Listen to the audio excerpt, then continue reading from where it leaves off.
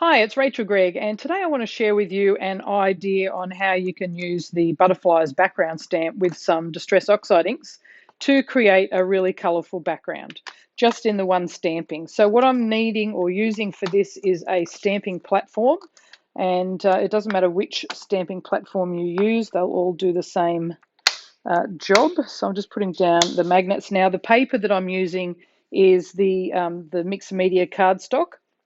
So you can either use the Dilutions one or the Tim Holtz version. They're just different weights of that particular cardstock, but it's got a nice creamy finish to it, and it also works really well with the Distress Oxide inks.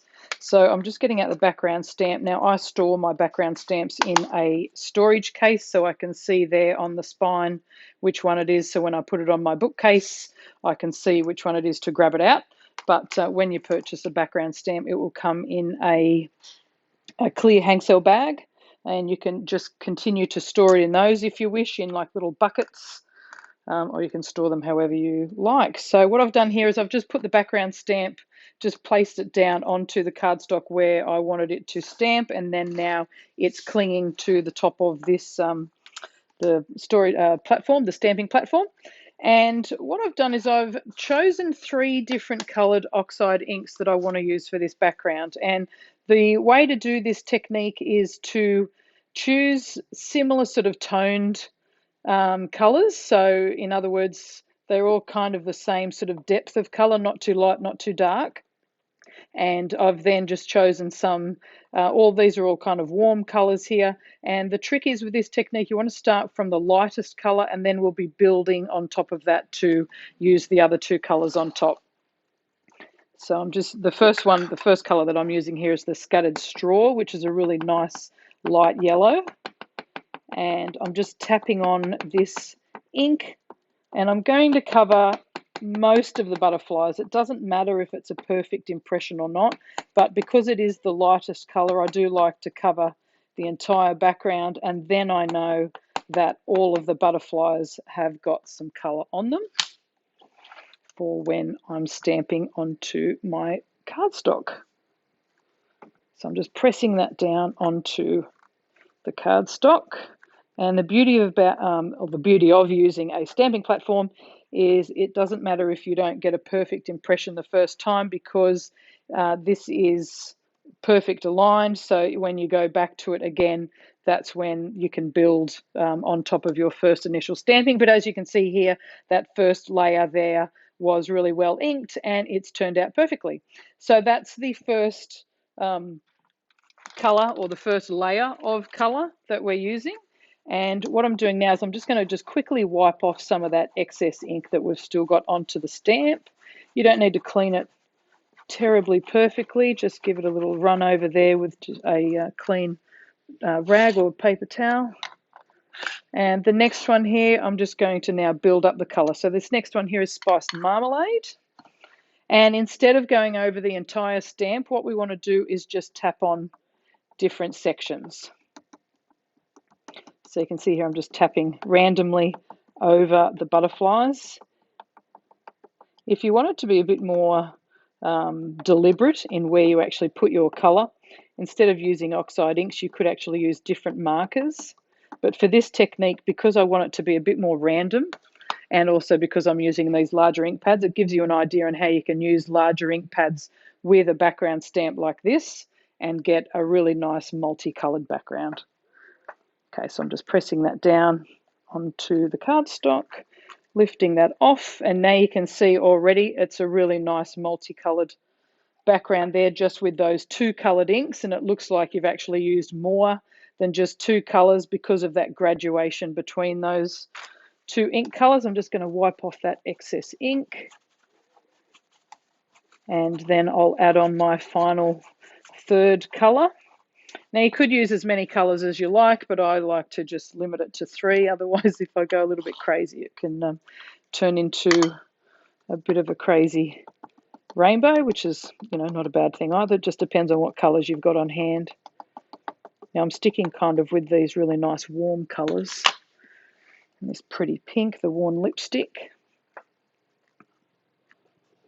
And just pressing that down. Now, if you're feeling that you're not getting nice color on any of the stages. Like if you wanted to add a bit more spiced marmalade, again, you can go back and add more over the top.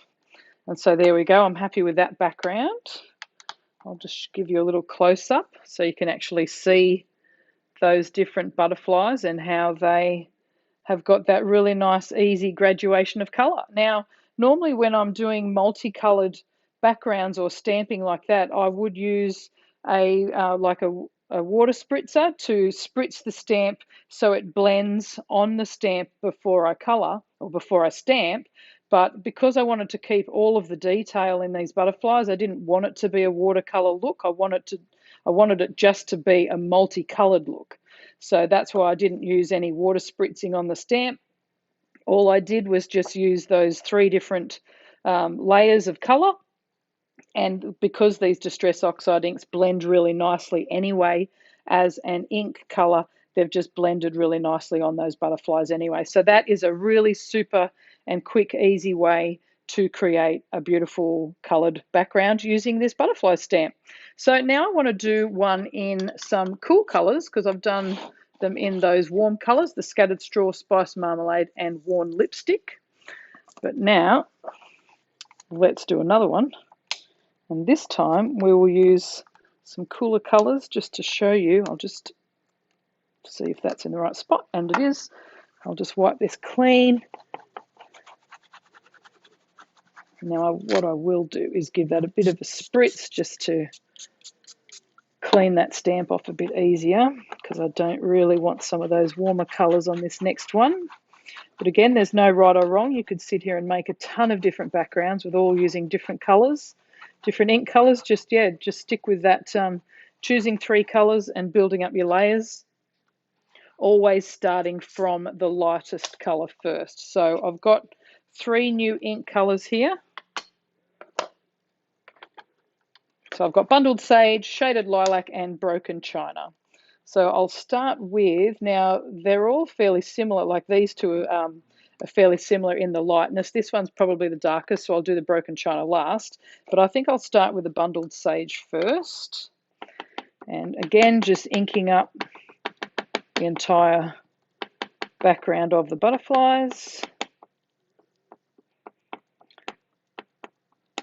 And the other thing you can do is, if you wanted to, and you stamped this rather quickly, because Distress Oxide ink is a pigment dye blend, so it does have pigment ink inside this ink pad, it means that it does stay wet for quite some time. So you could actually emboss it with clear embossing powder at the end, and then that would give you a really nice raised effect for your butterflies, which would be very pretty. I'll just move that away from there. Okay, so pressing down. So this is the Bundled Sage. Okay, lift that off there. So that's a really nice background. You can see how lovely the background is just with one color as well. So if you just want to use one color for these butterflies, it's at least giving you an idea of what it looks like just in those one colors or a single color. Okay, so I've mostly got that off. I'll just put the lid back on there. Shaded Lilac next.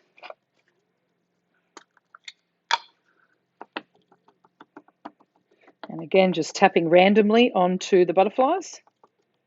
So don't really worry about where you're tapping. Just get a little bit here and there onto your butterflies. And again, if you don't put enough on for what you'd like, you just add more for the next time you stamp. So pressing that down there. And you can see that. Now this is the Shaded Lilac is actually coming through now because it's blending with that Bundled Sage that was underneath, and it's giving it a much deeper ink color. So this is where it's really fascinating how the inks are going to work together. So I really highly recommend that you experiment with different colors and see what effects you can get. I'm just going to add a little bit more of that Shaded Lilac just to show you that you can add more of that same color if you want to bring more of that out in your background. Okay, so there's a Shaded Lilac. Now we'll do a bit of Broken China. I'll just tap off any excess color here. Okay, we'll add a bit of Broken China.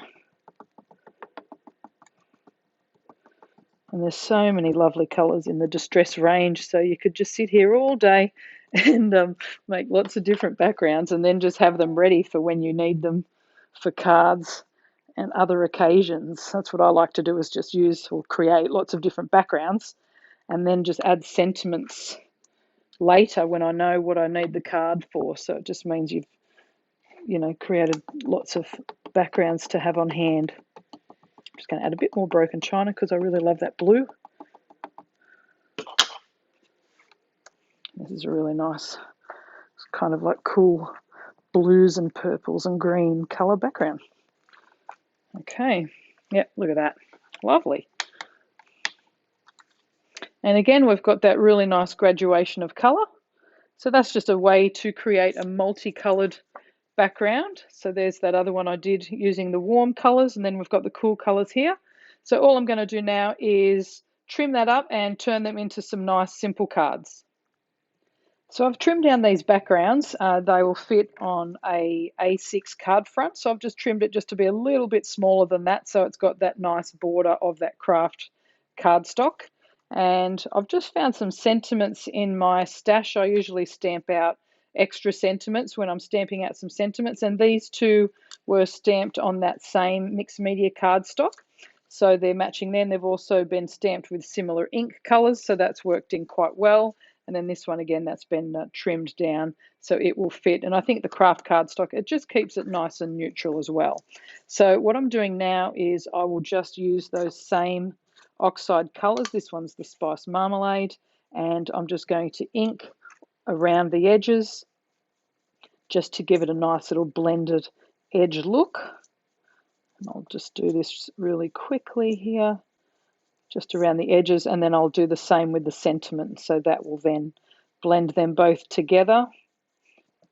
And likewise with this one, just keeping it really simple. If you'd like to see a explanation on how to use the ink blending tool and how to ink your edges properly like this, we do have another video called How to Ink Paper Edges. and it's a really useful video to learn how to use these ink blending tools effectively. And it also shares some other ideas on how you can ink the edges of your cardstock just to give it that nice little finished look like that. So that is for the Spice Marmalade. And then now I'll quickly do the bundled sage onto this one here.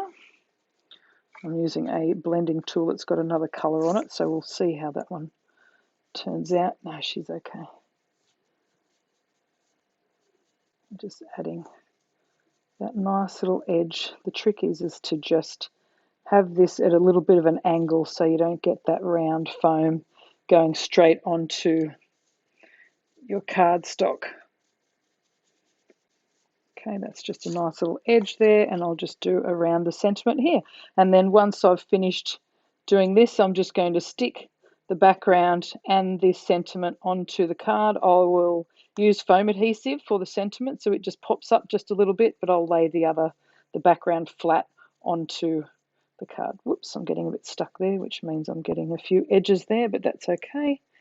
Everything's handmade, so there's no mistakes. Okay, just finishing that off, just blending that in a little bit more down the bottom there, and we're good to go.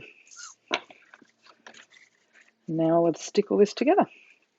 So here's my two completed cards, and I've kept them quite simple because I wanted these coloured butterfly backgrounds to be the standout feature of the card. The sentiments that I've used is the Happy Birthday stamp from the Happy Birthday stamp set. And this sentiment here is from the Art de Fleur stamp set. So there's lots of different sentiments on our stamp sets that would work really well with this butterfly background. So I hope this has given you some ideas on how to use the Distress Oxide inks with the butterflies background to create some beautiful cards. Thanks so much for watching.